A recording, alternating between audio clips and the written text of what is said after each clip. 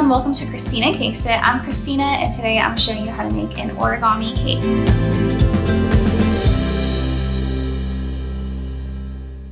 So as you guys can see, we have moved because we are having our baby girl. There is a 7-month baby bump under this apron and we needed to move because we needed more space. And one of the things that we were looking for was to have room for our set because for 3 years we had a set literally hanging in our kitchen, and we're so happy that we found a place that has an area to shoot, and I'm super excited. This is my very first episode in the brand new set. We took a short break from filming and I knew that when I came back I wanted to do a really cool cake, and I've seen these origami cakes on social media and I just think they are so stunning and I knew I wanted to make one. So there are a few steps when making these cakes, and the first thing that I want to show you is how to actually fold either your acetate paper, or you can use parchment paper, or some people call it baking paper. So I actually did this last night on acetate paper, like I did it ahead of time, and I realized you cannot see this because it's clear. So I'm going to show you on some white paper how to fold to get those really beautiful angles. All I'm going to do is I'm just going to start folding my paper in halves, or as I did with my acetate paper. I'm choosing to do a bit of a wider space because I think it's going to be easier to work with. You could definitely fold this even more to make even smaller spaces, but I like this size because I think it's easier to work with the frosting. So from here you have your rectangles, and next you're basically going to fold corner to corner of each rectangle, but I'm going to mark this with a pen so you can actually see where I'm folding. And I will say this was actually harder on acetate than with the paper, but the pro of acetate is it's more sturdy. So when you're actually putting it against the cake, it's just not as flimsy as parchment paper.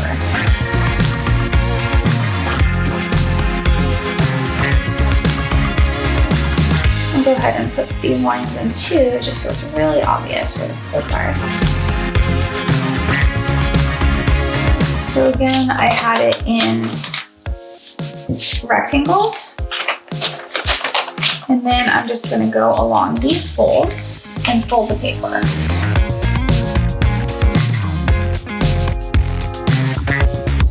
It's nice to use an edge of a cake scraper.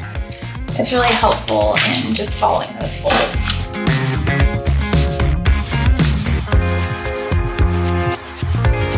And then something I did is I really went in over and folded it over and over to get really deep creases. So you definitely want to make those folds like really sharp.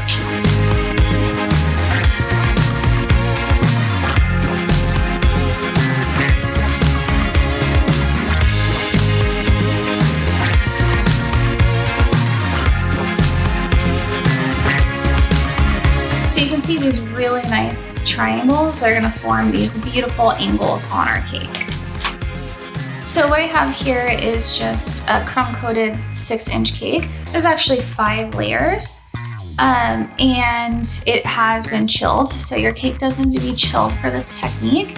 And what I did is I just wrapped a ribbon around it to get the diameter, so I knew how long of an acetate sheet that I would need. So from there, I cut my acetate. As I mentioned, I folded this all last night, and it did take me a while. Like I say, it probably took me a good half an hour to do.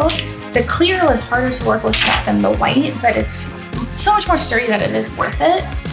And then I made sure that I had enough length. And to be honest, I actually probably need more length than I'm going to need, but I'd rather have too much than too little. And you can see I did cut it into sections, so it is easier to wrap around the cake in smaller sections rather than one long piece. You could use one long piece if that's how you want to do it, but sections are easier to wrap the cake with.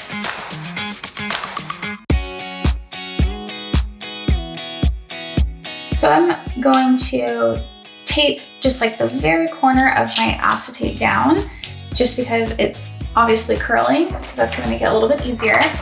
And I'm just using a large sheet cake pan because it's big enough to hold each of these panels.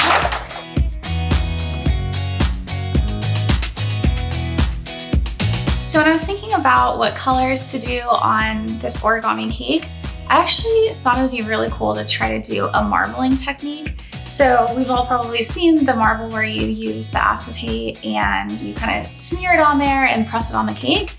And since this is nearly an identical technique, I thought I would try to do it. Either way, I know I'm gonna get like some sort of gradient color happening. I also wanted to use buttercream instead of chocolate ganache. So most of the origami cakes I've seen use chocolate ganache and it's really beautiful, but I just think buttercream is easier to work with and I can prep it ahead of time. And I always have extra. So I'm using buttercream.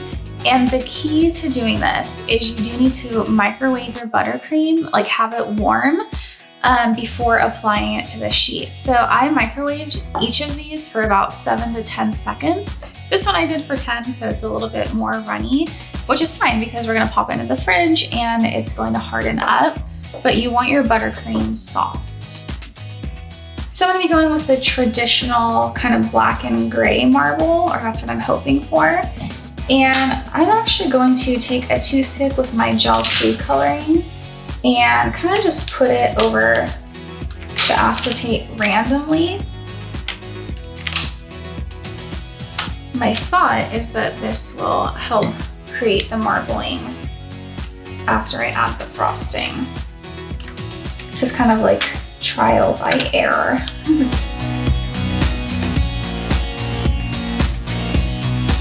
So I have a few different shades of the gray buttercream, and I'm gonna take some of my dark and my light and put it with the white. And I'm going to be kind of stirring this. You do not wanna mix it all the way. And I'm going to just start putting it on the acetate. And I'm just gonna keep repeating this until I cover the sheet.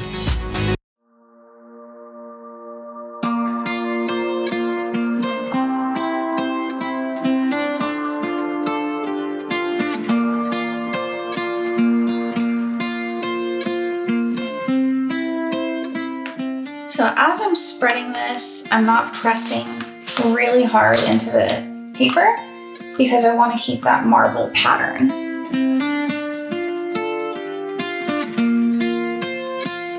Another thing to be prepared for is this is definitely messy. Like your hands will get a little bit messy.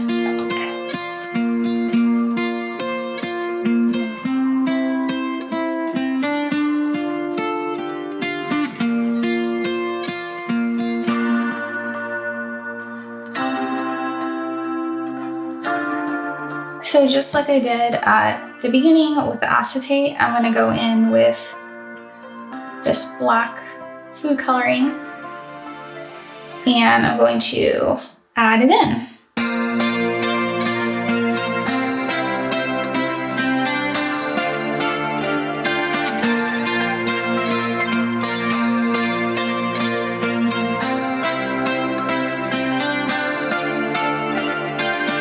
And then next, I'm gonna go in with a layer of white and basically cover the whole sheet. And this buttercream has also been softened.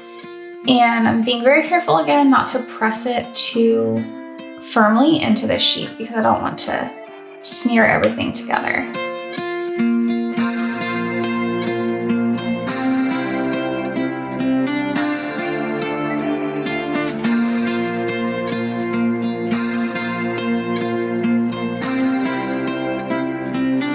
So my sheets are ready to go and I'm going to apply them to the cake. And remember, this cake has been chilled. It does need to be cold so that the buttercream will stick to it. So this is the part that's gonna get messy. And you can see how cool that looks. And I'm just going to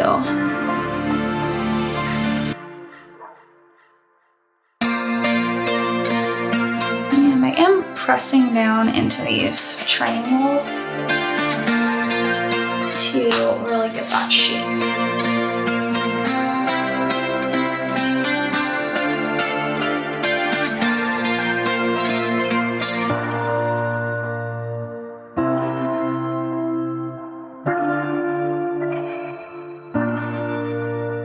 So what I'm doing here is I'm smoothing those triangles because I want to get that sharp angle to show.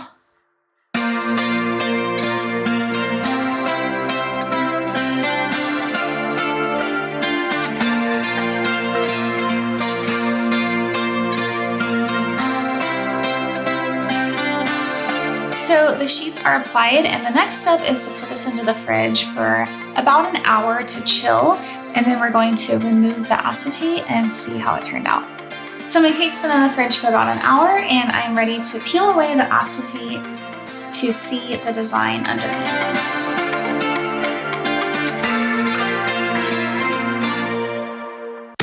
So I'm able to see those really cool angles, and I love how this marble looks. I am going to trim up the top of the cake so that it's even, and then frost the top, and I'm actually going to smooth this out a little bit. So all I did was heat up an offset spatula, and I'm gonna go through and trim this top.